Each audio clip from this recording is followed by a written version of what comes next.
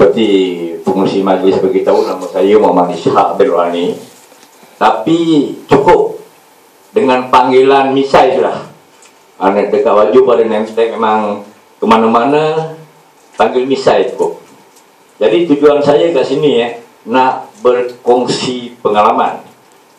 Berkongsi pengalaman maknanya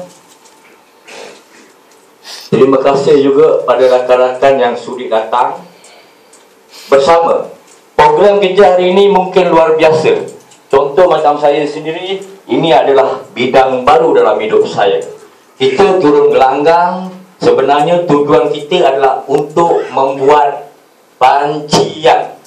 Bancian ni maknanya kita mengumpul maklumat warga asing. Dekat sini saya nak kena perjelaskan sikit Dia kertas buang apa ni?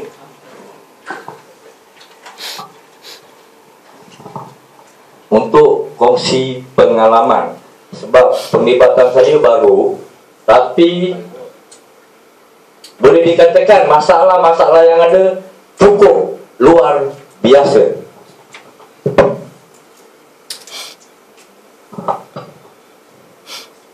Saya nak perjelaskan, kita kongsi-kongsi pengalaman.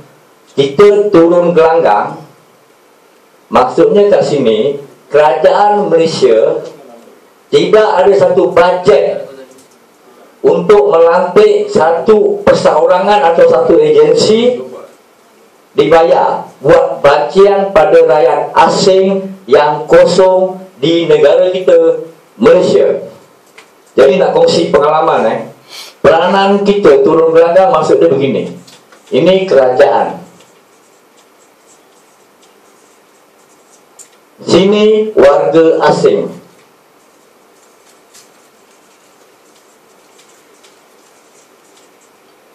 Kita sebagai konsultan bagi pihak Perdana Sdn Bhd duduk di tengah-tengah.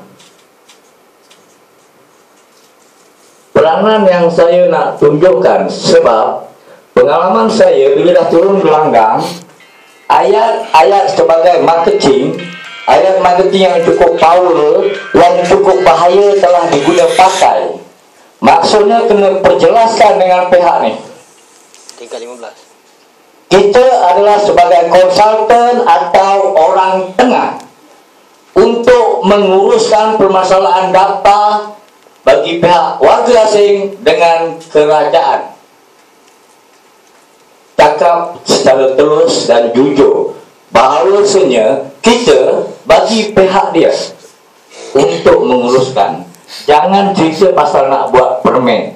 Nak buat permit macam mana? Letak sini masih kosong, belum didapatkan. Jelaskan secara pelus. Fungsi kita sebagai sukarelawan, kerajaan tak bayar gaji, modal kita nak bergerak, tapi atas tiket PLSP ada satu kos yang dianggarkan, dibenarkan. Sebab kita pun tak boleh melampau-lampau sampai 1,000, 2,000, 3,000 ada. Jadi kat sini penerangan penjelasan kita sebagai orang tengah konsultan turun gelanggang, jumpa prospek warga asing ni, jangan nyanyi bulan dan bintang. Contohnya, you kena tangkap, kita keluarkan 24 jam. Ni ayat bahaya, ayat marketing. Sebab nampak duit dia kat poket tu. Kena jelaskan. Dalam proses pendaftaran, jika tertangkap, sudah cerita lain. Selama ni dia pengkosong bekerja juga. Jadi maknanya untuk kawan-kawan sukarelawan yang terlibat ada tugas. Tugas ni maknanya kalau ahli-ahli yang didaftarkan ada kawan-kawan sekalian ni kena tangkap, kerjanya senang aja. Dapatkan nombor kes, IO dan balai berkenaan. Kemudian kita ada pusat aduan. Sukarelawan kena pastikan buat aduan pada syarikat. InsyaAllah saya dan rakan-rakan yang lain akan turun ke balai-balai berkenaan. Cuma jangan janji nanti you kena tangkap 24 jam kita kasih keluar. Ini salah nih, Wil. Kita sebenarnya sebagai sukarelawan tidak ada kuasa. Kita hanya ada budi bicara. Kita hanya menguruskan.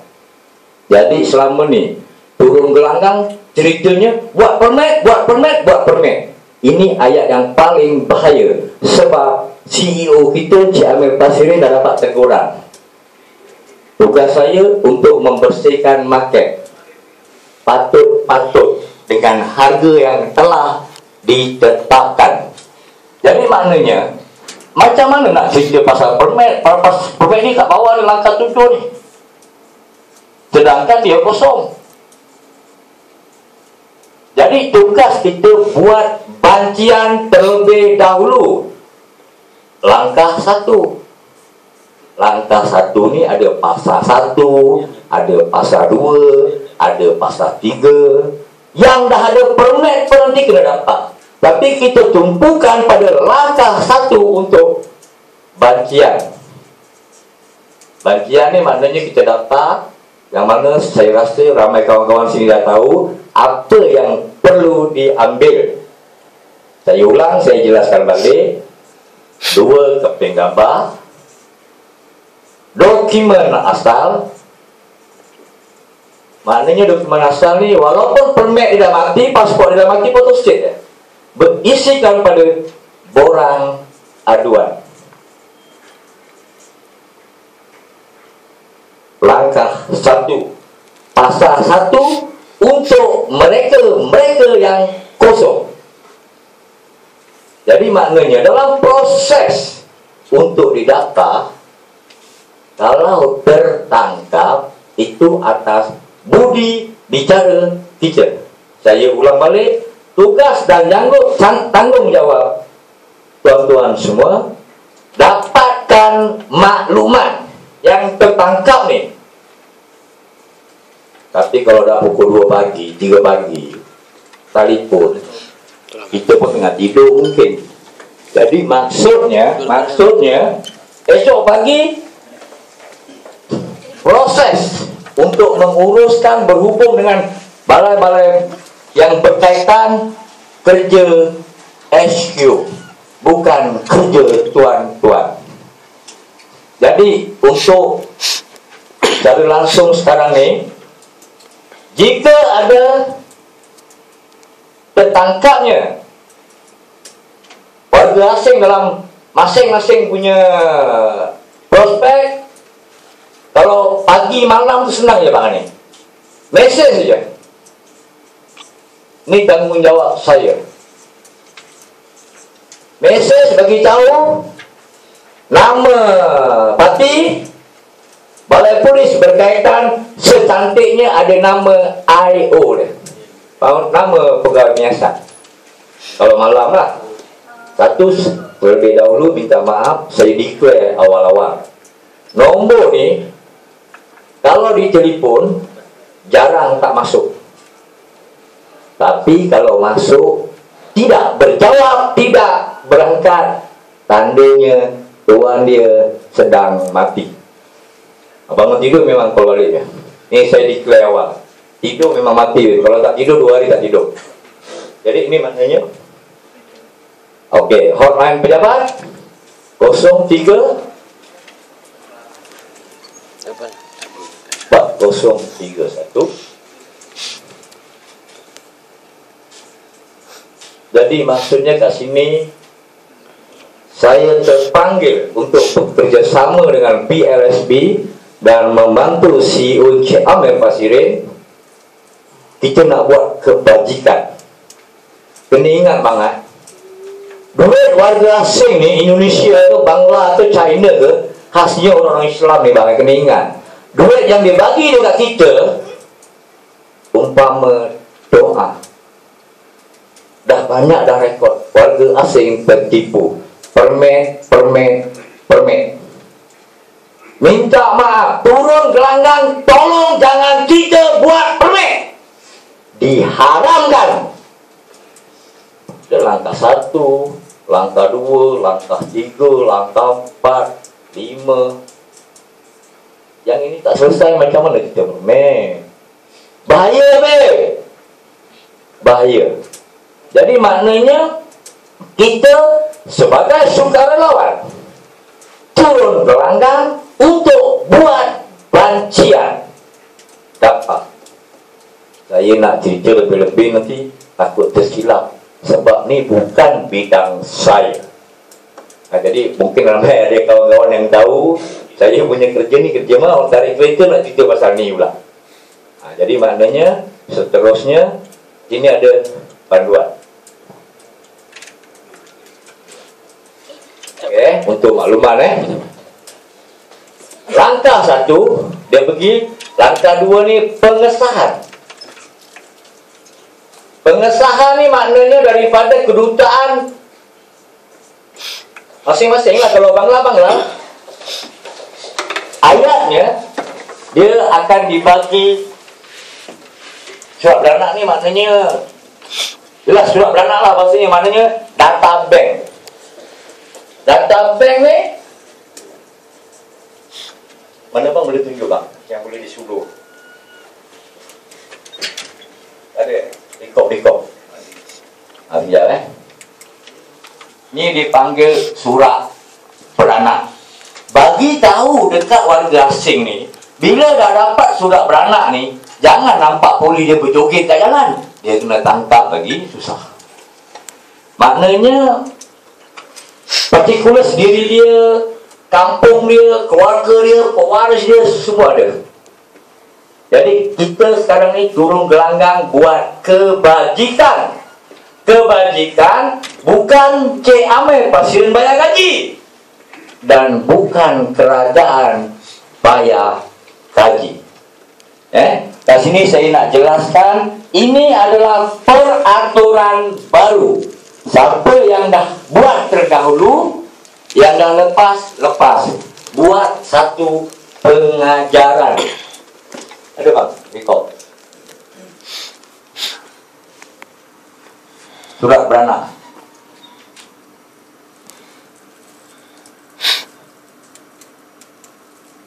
Atur dia. Kalau di Sulu dia ada tanda keselamatan. Ini telah direstui, diizin oleh pihak atasan. Jadi saya ulang balik, sebenarnya kita sekarang ni buat kerja haram tapi halal. Haram ni maksudnya belum dapat pengiktirafan yang mutlak. Halal ni sebab dah ada restu daripada atasan. Buat dengan elok jalan ni. Okey, di sini harga telah ditetapkan. Langkah 1 buat pendaftaran, ambil dokumen dia. Langkah 2 paling lewat 10 hari. Paling lewat 10 hari pengadu ni akan dapat surat beranak. Dipanggil RECO, Registration Endorsement Certificate of Foreigner. Langkah 3 ni cop jari. Cop jari nanti percuma. Kalau kita cas di luar sana tu, lanon-lanon yang ada mesin tamprin dulu berebut-rebut keluar market. Jadi percuma cop jari ni. Jadi di sini yang telah dibincangkan 850, jangan lebih. Saya tak nak tengok dekat resit. Resit tak boleh, tak ada contoh lah. Okey, dekat resit tu ada 900, ada 2000. Saya tak nak tengok. 850